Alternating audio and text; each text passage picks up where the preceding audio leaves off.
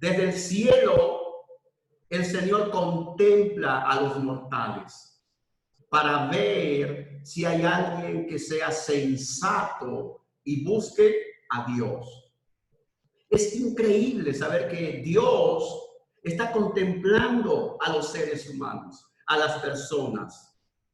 Y Él está buscando a alguien sensato. Dicen otras traducciones, alguien inteligente, alguien que busque a Dios. Es increíble saber que Dios nos ha mirado, que Dios nos ha contemplado desde el cielo y hubo algo que le gustó de nosotros. Hubo algo que hizo que Él nos eligiera. Como también dice en Efesios, capítulo 1, versículo 4, dice, Dios nos escogió en Él antes de la creación del mundo para que seamos santos y sin mancha delante de Él. Increíble saber que Dios nos escogió para que seamos santos. Santos significa apartados. O sea, que seamos su pueblo, con sus costumbres, con sus tradiciones, con su cultura, pero no como el mundo, separado del mundo. Es muy especial. Y Dios nos ha elegido a cada uno. No es casualidad que seamos parte de su reino. A Dios le encanta contemplar. Ahora, ¿qué de Dios cuando mira a las personas que Él ha elegido? ¿Qué ve Dios cuando Él mira a las personas, a su pueblo? No nos mira como nosotros nos miramos. Fíjate en Éxodo, capítulo 12, versículo 37. Dice, los israelitas partieron de Ramsés en dirección a Sucot, sin contar a las mujeres y a los niños. Eran unos 600,000 hombres de a pie. Con ellos salió también gente de toda la Haya y grandes manadas de ganado, tanto de ovejas como de vacas. Precisamente el día que se cumplían los 430 años, todos los escuadrones del Señor salieron de Egipto. Otra versión en Dios habla hoy dice, todos los ejércitos del Señor. Acá lo que estamos viendo, el contexto es cuando los israelitas salieron de Egipto, cuando Dios después de 400 años de esclavitud, Él los saca, los libera. Pero ellos eran esclavos y algunos eran artesanos o ganaderos, pero no precisamente ellos eran soldados. En Éxodo 13, versículo 18 dice, los israelitas salieron de Egipto en formación de combate. Dios le dio dirección específica a Moisés y le dijo, mira, quiero que salgan como si fueran soldados y en formación de combate. Ahora, si nosotros vemos, no es precisamente soldados lo que vemos ahí. Lo que vemos es muchos niños, muchas mujeres, pero es la visión de Dios. La visión de Dios es que cuando nos mira como sus escuadrones, como sus ejércitos, y Él nos ayuda a caminar en formación militar. Esa es su visión. Increíble cómo Dios nos ve a nosotros. Ahora, lo que vamos a ver hoy, vamos a mirar 3 áreas del mejor guerrero que nosotros tenemos, que es Jesús. Vamos a mirar su ejemplo. Fíjate en Juan, capítulo 6, versículo 38, dice, Jesús dijo, porque he bajado del cielo no para hacer mi voluntad, sino la voluntad del que me envió. La lealtad de Jesús, que cuando Él estuvo acá, aún cuando nadie lo controlaba, aún cuando Él no tenía que rendir cuentas a nadie, Él era leal a su Padre, a lo que su Padre le había mandado hacer. Eso fue durante toda su vida. Él trató de vivir así, de ser leal a la voluntad de su Padre. En Mateo 3, versículo 13, dice, un día Jesús fue de Galilea al Jordán para que Juan lo bautizara. Pero Juan trató de disuadirlo. Le dijo, yo soy el que necesita ser bautizado por ti. Y tú vienes a mí, objetó. Hagámoslo como te digo, pues nos conviene cumplir con lo que es justo, le contestó Jesús. Entonces Juan consintió. La lealtad de Jesús para seguir la dirección de su Padre. Y lo increíble que vemos acá es que Jesús no solo él era leal, sino que ayudaba a otros a ser leales a la voluntad de su Padre. Y lo que también vemos, otro guerrero como Juan el Bautista, él se dejó disuadir. Él no batalló diciendo, bueno, yo no lo entiendo. No, yo no voy a hacer algo que yo no creo. No, él dijo, Juan consintió. Juan dijo, ok, no lo entiendo. Yo pienso que vos debes bautizarme a mí. O sea, yo no puedo bautizarte a vos, pero le dice, ¿sabes qué? Nos conviene cumplir. Eso es también la lealtad de otro guerrero, de dejarse disuadir. La lealtad aún en las peores circunstancias. En Juan 19, versículo 28, cuando Jesús estaba en la cruz, aún en las peores circunstancias, cuando él estaba muriendo, dijo, después de esto, como Jesús que sabía que ya todo había terminado, y para que se cumpliera la escritura, dijo, tengo sed. La lealtad de Jesús, aún en las peores circunstancias. Dice versículo 29, había allí una vasija llena de vinagre, así que empaparon una esponja en el vinagre, la pusieron en una caña y se la acercaron a la boca. Al probar Jesús el vinagre dijo, todo se ha cumplido. Luego inclinó la cabeza y entregó el espíritu. La lealtad suprema que tenía Jesús en seguir la dirección de su Padre. Es impresionante la lealtad de nuestro guerrero Jesús. Como segundo punto, dice la dependencia de un guerrero. En Mateo 26, antes de la crucifixión, cuando estaban en el huerto del Getsemaní, en la noche que a él lo iban a arrestar, dice en Mateo 26, 36, luego dice, fue Jesús con sus discípulos a un lugar llamado Getsemaní y les dijo, siéntense aquí mientras voy más allá a orar. Y se llevó a Pedro y a los dos hijos de Zebedeo y comenzó a sentirse triste y angustiado. Está la angustia que me invade, dijo, que me siento morir. Les dijo, quédense aquí, manténganse despiertos conmigo. Yendo un poco más allá, se postró sobre su rostro y oró, Padre mío, si es posible, no me hagas beber este trago amargo, pero no sea lo que yo quiero, sino lo que quieres tú. Luego volvió a donde estaban sus discípulos y los encontró dormidos. No pudieron mantenerse despiertos conmigo ni una hora, le dijo a Pedro. Tremenda historia. Jesús tenía una tremenda lealtad hacia su Padre. Tenía una tremenda dependencia hacia su Padre. Y él tenía una relación íntima con su Padre. Pero cuando él estaba angustiado y él estaba con sus discípulos, él nos enseña que él fue abierto con ellos.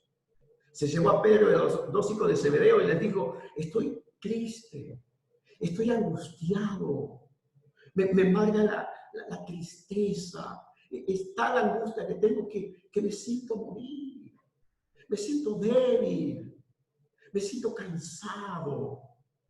O sea, Jesús no solo era abierto y vulnerable con su Padre, también era vulnerable con sus amigos, con sus discípulos. Y no solamente era vulnerable, también él tenía una dependencia tremenda hacia Jesús, hacia su Padre, hacia Dios. Pero también quería tener una dependencia hacia sus amigos y les dice, por favor, ayúdenme a orar. Nosotros conocemos la historia y sabemos que Jesús fue 1 hora a orar por 3 veces. Y las 3 veces él los encontró dormidos y les decía, por favor, no pueden estar ni 1 hora despiertos. Oren para que no caigan en tentación. Lo que está diciendo es, ayúdenme. Quizás Jesús no necesitaba de la ayuda de los discípulos. Quizás no necesitaba de sus oraciones, pero Jesús nos muestra que nosotros necesitamos ser vulnerables con el Padre, pero también con nuestros amigos, con nuestros hermanos, con unos a otros. Que Jesús dependía 100% de su Padre, pero también nosotros debemos tener una dependencia entre nosotros. Es decir, ¿me ayudas?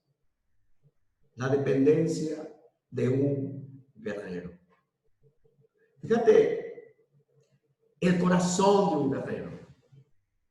El corazón de Jesús al iniciar su ministerio. En Mateo capítulo 4, versículo 18 al 19, dice que cuando él iniciaba su ministerio y cuando él empieza recién a llamar a sus primeros discípulos, fíjate cómo su corazón latía, qué es lo que él tenía en mente. Dice que mientras él caminaba junto al mar de Galilea, Jesús vio a 2 hermanos. Uno era Simón, llamado Pedro, y el otro era Andrés. Estaban echando la red al lago, pues eran pescadores. Vengan, síganme, les dijo Jesús, y los haré pescadores de hombres. Eso era su corazón. Él también vino a pescar hombres y él quería transmitir lo más profundo de su corazón, de decirles, si ustedes me siguen, lo que van a hacer son pescadores de hombres. Yo lo que les quiero transmitir es que ustedes hoy, ahora que comienzan y ahora que yo comienzo mi ministerio, les quiero enseñar por lo cual yo vivo, por lo cual yo vine acá, vine a pescar hombres. Su corazón latía para seguir agrandando la familia de su padre. Fíjate, el corazón de un guerrero al terminar su ministerio. En Marcos, capítulo 16, versículos 14 a 16, dijo, por último, se apareció Jesús a los 11 mientras comían. Los reprendió por su falta de fe y por su obstinación en no creerles a los que habían visto, a los que lo habían visto resucitado. Y les dijo, vayan por todo el mundo y anuncien las buenas nuevas a toda criatura. El que crea y sea bautizado será salvo, pero el que no crea será condenado. Eso era Jesús. Cuando terminaba su ministerio, cuando él estaba a punto de irse, cuando él volvía con su Padre, ya después de haber sido crucificado, de él haber muerto, de haber resucitado, él estuvo con ellos y lo último que les dice, como al inicio de su ministerio y como al terminar su ministerio, les dijo, vayan, agranden la familia, hagan discípulos, que yo vine para eso, para enseñarles a ser pescadores de hombres. O sea, ya sea que si tenemos 1 año o meses como discípulo de Jesús, o ya sea que si tenemos 10 años, o tenemos 20 años, o tenemos 30 años, o tendremos 50 años quizás algunos, seguimos aún en el último momento siendo como Jesús. ¿Cómo? Pescadores de hombres. más allá de los roles que podamos tener, más allá de los dones que podemos tener, más allá de los talentos que podemos tener. Dios, Jesús, nos llamó a tener su corazón, el corazón de hacer discípulos, de agrandar la familia de Dios. ¿Qué vimos? Lo que vimos es que si estamos todos juntos, si somos parte de esta iglesia, es porque Dios nos llamó. Es Dios una vez nos contempló. Y el primer punto que vimos es la lealtad de Jesús, la lealtad de un guerrero con su Padre para seguir dirección y ayudar a otros a seguir la dirección de su Padre. Eso era su corazón, una lealtad suprema aún en las peores circunstancias. Segundo punto que vimos es la dependencia de un guerrero. Para crecer espiritualmente, debo ser vulnerable con Dios, debo ser abierto con Dios, pero también debo ser vulnerable y abierto con mis hermanos. Y debo depender de Dios, pero también debo depender de mis hermanos y decirles, me ayudan. Necesito que me ayuden, necesito que me apoyen. No hay chance de crecer o sobrevivir espiritualmente si no dependemos de Dios y entre nosotros, unos a otros. Necesitamos crecer en esta área. Como tercer punto, lo que vimos es el corazón de un guerrero. Jesús, al comenzar y al terminar su ministerio, su corazón latía por llevar y anunciar las buenas nuevas. Eso era su corazón. ¿Sabes? En estos tiempos de cuarentena, y más que ahora vamos a volver a la fase 1 a partir del miércoles, cuando estábamos en la fase 1, en marzo, cuando empezó, recuerdo haber visto a la tele una entrevista. Estaban los de la televisión grabando y pasándolo en vivo, como unos policías estaban hablando con un vendedor ambulante. El vendedor ambulante tenía su barbijo y tenía su mesita vendiendo en la calle. Y los policías le decían, señor, usted no puede estar acá. Estamos en cuarentena, Usted se está exponiendo, usted puede morir. Y él le decía, sí, yo entiendo y trato de protegerme, pero ¿sabes qué pasa? Sí, es cierto, yo puedo morir, pero si yo no llevo comida a mi casa, en mi casa se van a morir. Si yo no estoy acá, en mi casa se van a morir de hambre. Era su corazón de proteger su familia, más allá de si él se exponía, más allá de si él se contagiaba o él moría, pero era su corazón latiendo, diciendo, yo necesito llevar pan a mi casa o se mueren. Eso es el corazón de un guerrero. No importa si estamos cansados, no importa cuántas veces hemos intentado, no importa si nos han rechazado, tenemos que seguir como este vendedor ambulante con el mismo corazón.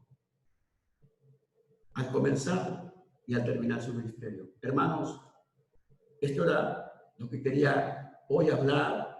Gracias por escucharme y que Dios los bendiga mucho.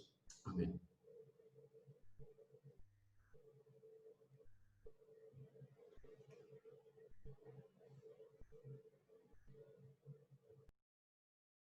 Hola, buen día hermanos. Por favor, si me pueden acompañar a orar por la Santa Cena. Señor Padre, tú que estás en los cielos, papá, que nos das este lindo día, ¿no, Padre? Te queremos agradecernos, papá, por este tiempo que tuvimos entre nosotros, ¿no, Padre? Para poder reflexionar y mejorar, ¿no, Padre?